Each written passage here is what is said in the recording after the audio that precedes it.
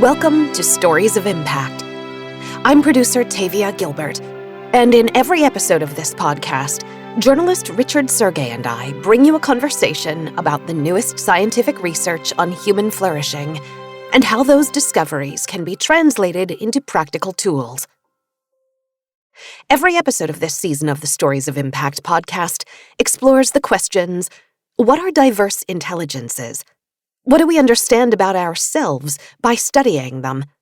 And, most importantly, how do those findings support human flourishing?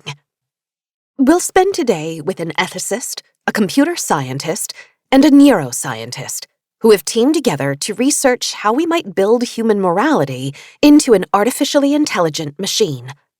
And we'll discuss a surprising outcome: that when we do imbue machines with the capability of acting in accordance with what human beings generally judge to be moral, those intelligent machines can help us deepen our understanding of our own moral philosophy and behavior.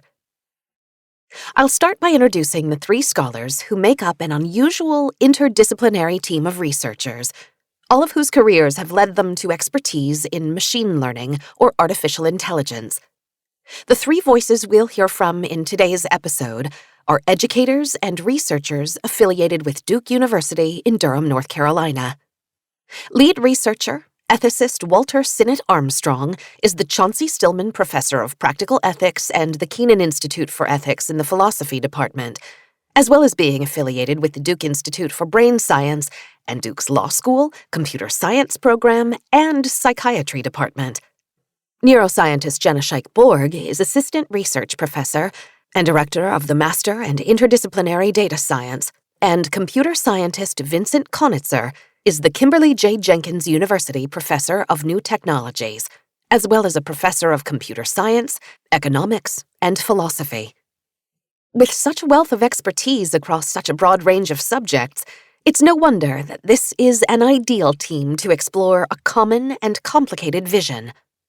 This threesome focuses their research on how, in the future, the artificial intelligences that we deploy might serve humanity and exhibit behaviors that align with broadly defined human morality. And their work goes a step further. It also considers how AI can support and enhance humans in their own moral evolution, especially in decision-making scenarios in which overwhelmed humans are faced with ethically complex dilemmas that demand a solution that will benefit the greatest number of people. First, let's establish why this work is important now. Here's Dr. Walter Sinnott-Armstrong discussing the origins of this project. Well, the genesis is simply our concern about the role of artificial intelligence in our society today. It seems to be pervading many aspects of life, some that are quite surprising and raise some concerns. What we want to achieve is to figure out which of those uses are ethically acceptable to people and which we think are morally justified. But also, we're going to try to program morality into computers so that computers will be less likely to make decisions or perform actions we find morally problematic.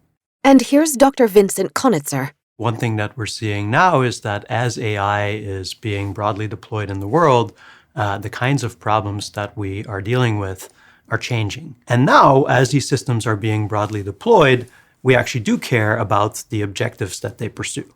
Computers are getting used more and more different areas. And so we want to get a little bit ahead of the game so that when computers start getting used in questionable areas, we'll be more likely to do it right. And here's Dr. Jana Schaich Borg, who highlights how this team uniquely responds to the complexity of the question: how do you program human morality into an artificial intelligence? It's a very big challenge, and I don't think it would be possible without a very interdisciplinary approach. Our project is dedicated to developing a moral artificial intelligence with a small I rather than a big I. So we're not trying to create something that is equal to human. Intelligence is something that solves problems. And so I don't put a capital I on it when I'm thinking about it. We're trying to create something that can help solve problems. And so in that case, what we are putting in there is what humans think is morality, not what the machine thinks is morality. And then whatever the machine thinks is morality is what we define for it. It's artificial intelligence that we view as doing moral things, but it's also building morality into artificial intelligence, so the system itself is making moral judgments. If the team is considering how to program artificial intelligences with a human sense of morality, then we need to take a step back. What is the definition of morality itself? Morality is impossible to define. But the kind of morality that we're talking about, which is not what everybody considers to be morality, is composed of two elements. One, reducing harm to others and respecting other people's rights. A lot of moral judgment, not all of it, is harm-based. It's based on trying to avoid harm. Usually, there's some part of us that is turning the moral scenario into something about thinking about how someone else would feel, what kind of pain it would cause them, what kind of distress it would cause them. And we, as humans, and it turns out other species too, are wired up to avoid others' distress. So you want to reduce the amount of harm that people suffer in their lives, but you want to do it in a way that doesn't violate the rights of individuals along the path. So, is the team trying to program in a universal morality? Do they believe there is such a thing as a universal human morality? No, I don't think there is. But it doesn't bother me because everyone has some sense of what morality for them is. So experimentally, for example, when I ask questions, I don't ask about the universal morality. I ask about what's moral to you. And everyone has some sense of what is moral to them, and that's what we go after. Is that the exact same feeling, the exact same concept? I don't think so. Probably not. But that's okay. So who does Dr. Schaich Borg think defines morality? You define it. Morality is a very personal thing, and so what feels moral to you is the important thing. The team doesn't need to arrive at a single definition of morality. In fact, their research relies on gathering data about lots of humans' viewpoints about what constitutes moral thought and action. We want the computer to reflect human morality in general rather than the particular individual. So part of what we need is a lot of data about how people make judgments and what their judgments are. And in the past, we've always had to do that by inviting people into a lab and asking them some questions. But now there's been a lot of both work done, but it's kind of just new creativity around the ideas of how could you collect data from everyone. What we've seen in the past couple of years is that you can crowdsource science. And so with that development, then started to realize, well, now we can get the data we need to actually train a moral AI. So as technology started to develop and it started to become possible to start thinking about something else making a moral judgment, it was a very natural switch to think, well, first of all, how would you design one? But then second of all, how could we use the new developing technology to make us make better moral judgments? And for me, it was also natural to move from thinking about how does the brain make these computations to how would you make something else make these computations. We are not trying to take our favorite moral theory, build it into a machine, have it apply to problems, and have everybody agree with us. That's not the goal at all. Our project looks at survey data about what a wide variety of people take to be morally relevant features, and then develops an algorithm, again, based on experimentation with actual humans alive today, to determine how those different features interact. And then the algorithm predicts which judgments humans would make. In order to research how they might program an algorithm to be moral, the team needed to study over time a real-life situation, one that was ethically complex, demanded difficult decision-making, boasted ample data points to evaluate, and offered a space in which emotions, empathy, instinct, and, potentially, errors in human cognitive evaluation were at play. An example that we have focused on is kidney exchanges. Sometimes when you're distributing kidneys to potential recipients, you have to decide which one gets it because you've got one kidney and lots of potential recipients. So should you give it to younger people rather than older people? What if the person has been on the waiting list longer than another person? What if this they're responsible to a certain extent for their own kidney problems because they did something that helped cause those problems? What if they have large numbers of dependents at home? There are lots of different features that people might take to be morally relevant. And now you can imagine that if you're running an exchange, you get all of this information from all these different people, what their medical data is, who might be matched with who. And now you have to sort through this enormous number of people and figure out what is the best way to match them all together. And if you think about it for a while, this quickly becomes very overwhelming. You might find something reasonable, but how would you know that you found the best way to match them all? Even if what best means is just maximizing the number of people that get a kidney, that already becomes a hard problem. And there is a sense in which it's actually formally computationally hard. So this is where algorithms come in, because they don't mind searching through a large space of possible alternatives, right? Whereas you or I would get bored of this and overwhelmed and might start making mistakes. Computers are very good at systematically searching through a space of alternatives. So that's, I think, the primary reason that AI is getting involved in these kinds of things. So the main reason to not leave moral judgment to humans is because humans are fallible. So we get tired. We get tired and we lose cognitive resources and emotional resources. So by the end of a day, when you're tired, when you're sick, when you've just made too many decisions, you often can't make the decisions as well as when you started. And so what we're trying to do is just build some help. It helps you be efficient. So you don't want to be taking into consideration every single detail of every single moral judgment all the time. And that's why instinct can be good. But then sometimes it gets you into trouble because sometimes you need to be taking into consideration things that you aren't. And in the context of a kidney exchange, relying on human intuition can be complicated at best. So in this particular context, people's intuitions obviously disagree. Some people would, for example, say that you should take into account whether a patient has dependents, like small children that they're taking care of, and other people would say that you should not take that into account, right? So that's a controversial feature. And in the field, there are some people that say you should not be making emotional judgments. Others would say, actually, what matters is that you have the right emotions and that your emotions match the actions that you're performing. We have to deal with this problem of how to set policies or objectives for algorithms based on the opinions of multiple people. Which are the people that should make those decisions, and what kind of information should they have access to? In the context of kidney exchange, you might think that the best people to make these kind of calls are people with medical training. And there seems to be some truth to that. But on the other hand, for determining whether it's relevant that a person has dependents or not, it doesn't seem that medical training particularly qualifies them. And so maybe what you really want is kind of a jury of your peers, randomly selected members of the population, that nevertheless have access to expertise that allows them to understand which of these features are relevant, what we need to think about in the context of kidney donation. But I think this is still a very open question, and I think that's one that really, as a society, we need to be thinking about. Whether it's humans who prioritize or shun emotion, medical professionals, or a jury of non-medical peers, until AI can take its place in complex decision-making, human beings will continue to wrestle with ethically difficult choices, including in scenarios like the kidney exchange. So humans are going to make those decisions currently, and they're going to be subject to kinds of mistakes that we think a properly programmed computer could help avoid. They make a number of different mistakes. They, for example, overlook morally relevant features. They get confused by very complex problems, and they have biases, and they're not very quick.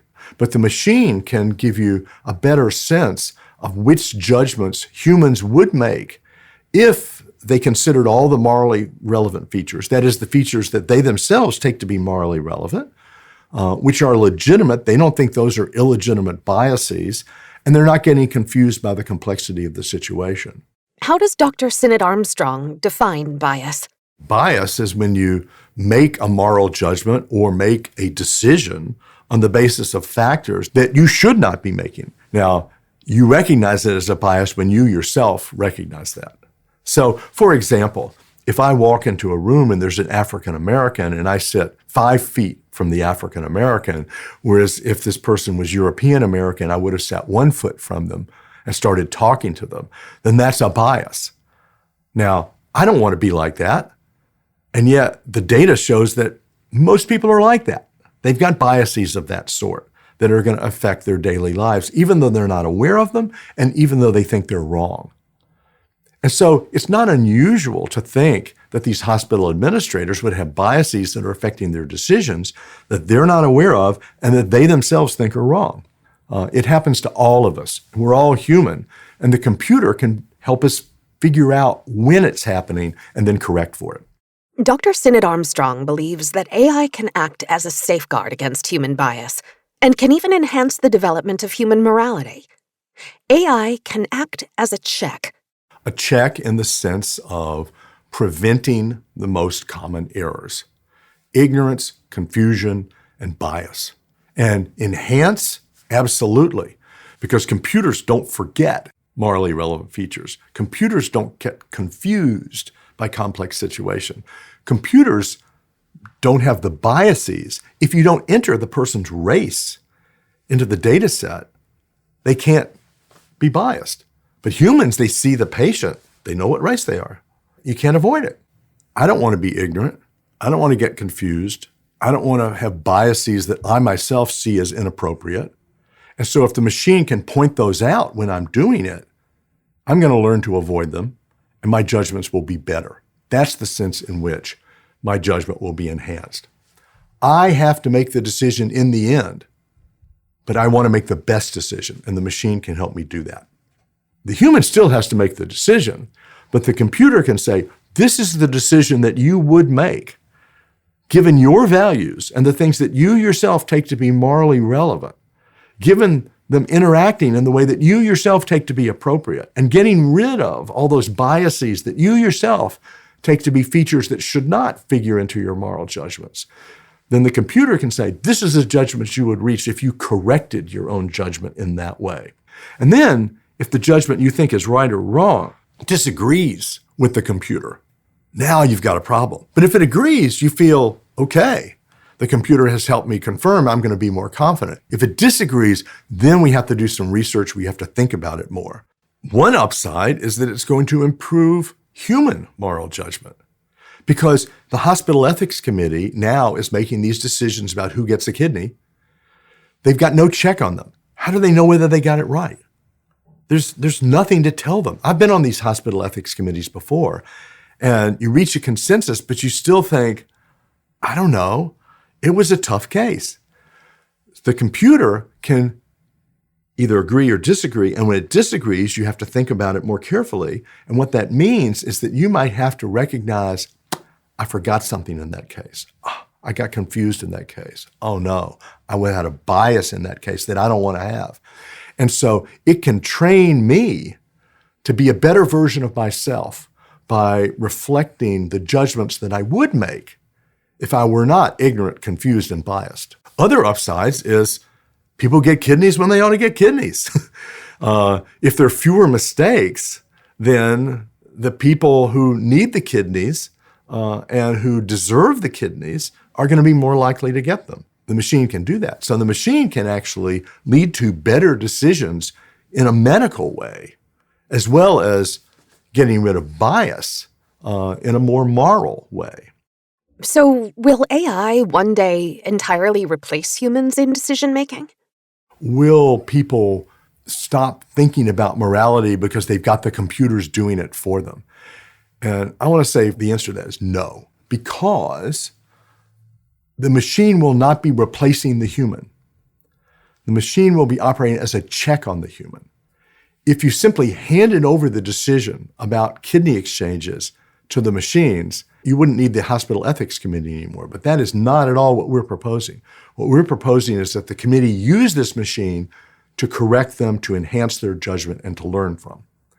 Then they're not going to stop making judgments themselves. So I think this fear that we're not going to understand morality or even be able to make moral judgments is misplaced. But in addition, I want to say that these programs can tell us a lot about our own morality. Today's kidney exchange algorithms, while they're very sophisticated in searching through these large space of possible ways of matching people, they have no concept whatsoever of what it's like to be a person, what even a kidney is, right? To them, it's just zeros and ones. that they are interpreting in a particular way just for the purpose of this matching problem, but they have no concept of what it means, right? So somewhere at this point, humans still need to come in and make those value judgments, but they need to be somehow formally encoded in the algorithm. Using AI to support decision-making might actually accelerate the advancement of human moral judgment and behavior. I think these computer programs can help us figure out that very deep problem in moral psychology and thus understand our own moral judgments in a much more profound way than we've ever been able to do so before. So I actually think, much to the contrary, that these programs will not reduce our understanding of morality or our tendency to make moral judgments. Instead, it will improve and enhance our understanding of morality and also enhance the judgments that we make. Imbuing a machine with morality, it's still in a very limited way that we encode the morality into the machine, right? Because even after we set these kind of priorities to the algorithm, it still has no real understanding of what it is like to be a person in need of a kidney. That being said, we're increasingly finding these situations where AI systems have to make these decisions that in our eyes have a significant moral component. So in some sense, we still need human beings to decide what the relevant features are and how much they should be weighed. And because one thing about AI today is that even though we have made tremendous progress, one thing that it does not yet have is a broad understanding of the world. So we humans are very good at having a broad understanding of our world, especially our social world. It's very broad, it's very flexible, it's very integrated. And that is something that we have not yet replicated in AI systems. Dr. Schaich Borg anticipates that at times it will be difficult for humans to accept the moral judgment of an intelligent machine.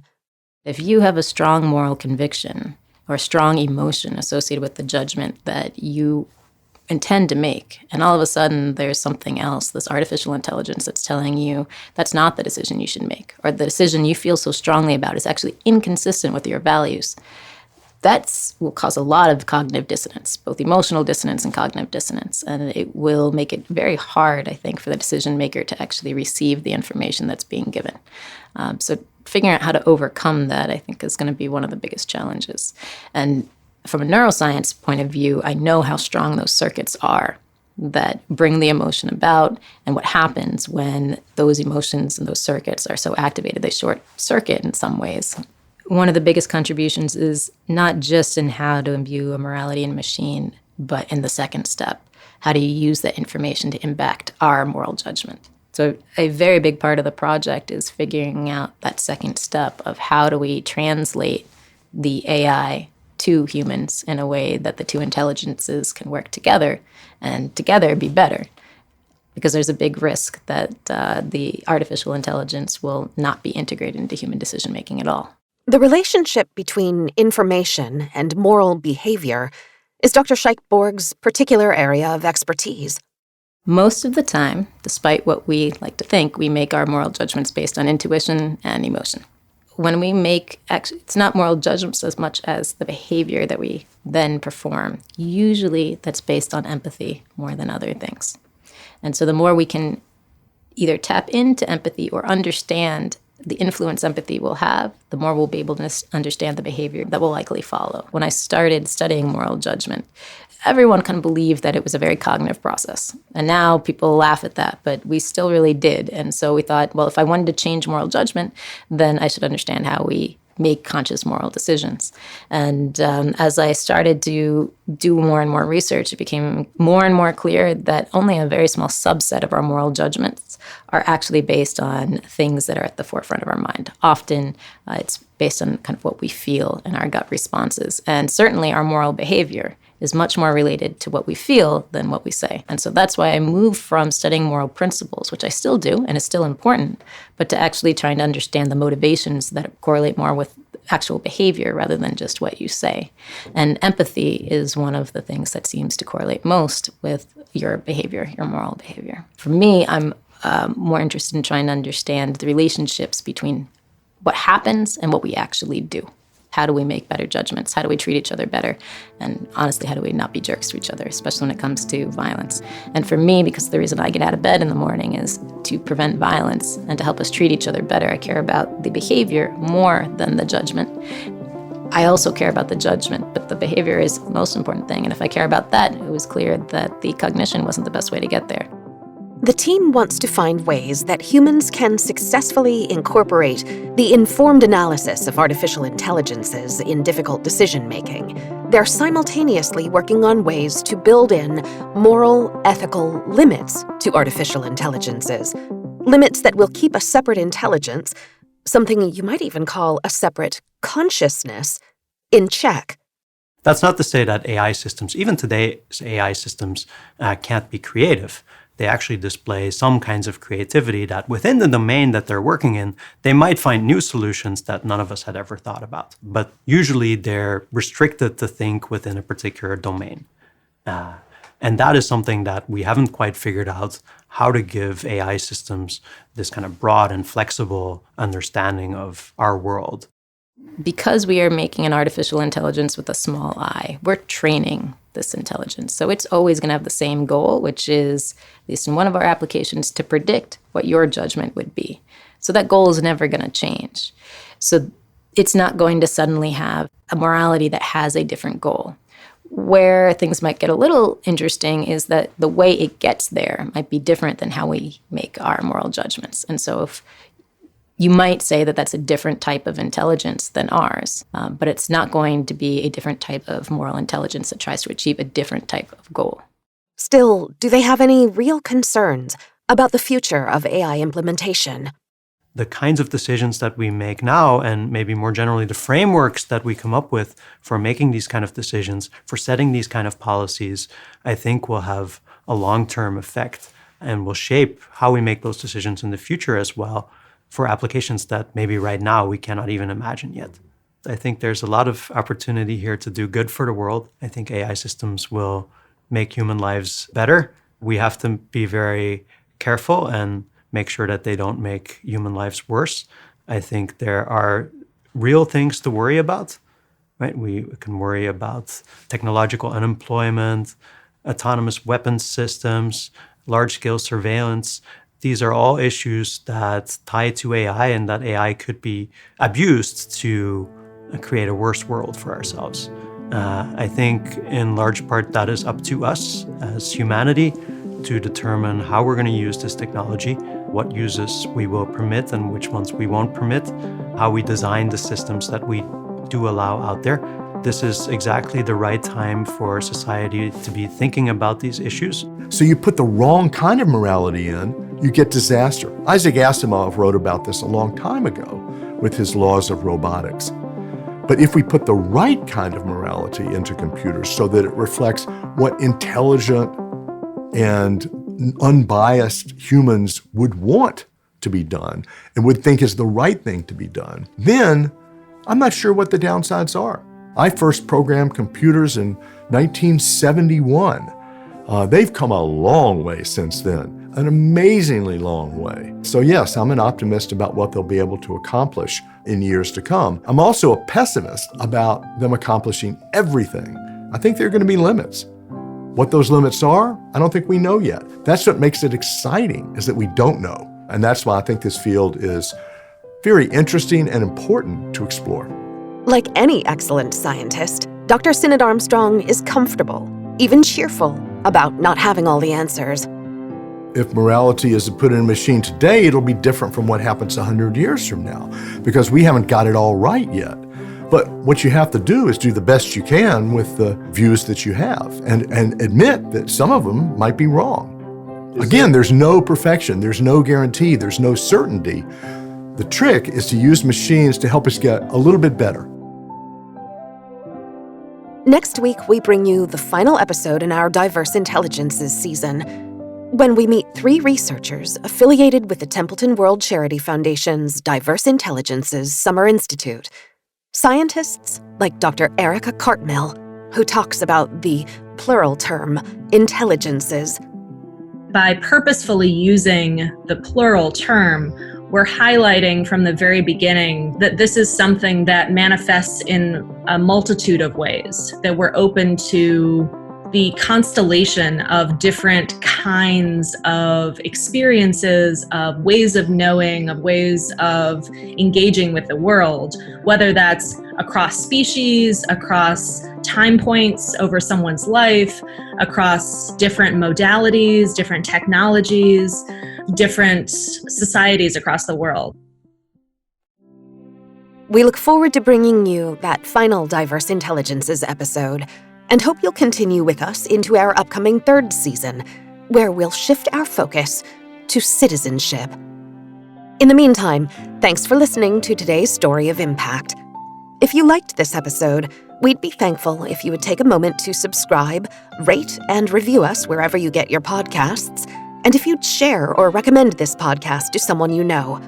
That support helps us reach new audiences. For more stories and videos, please visit storiesofimpact.org. This has been the Stories of Impact podcast with Richard Sergey and Tavia Gilbert. This episode written and produced by Talkbox and Tavia Gilbert. Assistant producer Katie Flood. Music by Alexander Filipiak. Mix and master by Kayla Elrod. Executive producer Michelle Cobb. The Stories of Impact podcast is generously supported by Templeton World Charity Foundation.